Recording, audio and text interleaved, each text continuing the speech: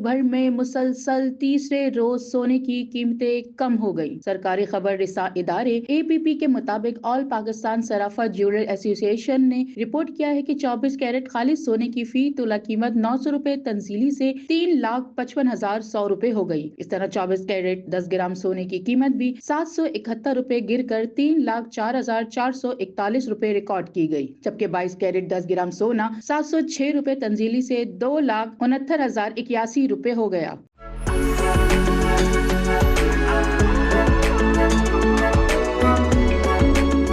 Association ने report किया है कि आलमी मार्केट में भी सोने की फी औंस कीमत $9 से नीचे आकर $3,326 रिकॉर्ड की गई। वाज़ेह रहे कि गुज़िश्ता रोज 24 कैरेट सोने की फी तोला कीमत 3,000 रुपए तंजीली से 3,56,000 रुपए हो गई थी। इस तरह 24 कैरेट 10 ग्राम सोने की कीमत भी 2,572 रुपए सस्ता होकर 3,05,212 रुपए का हो गया था।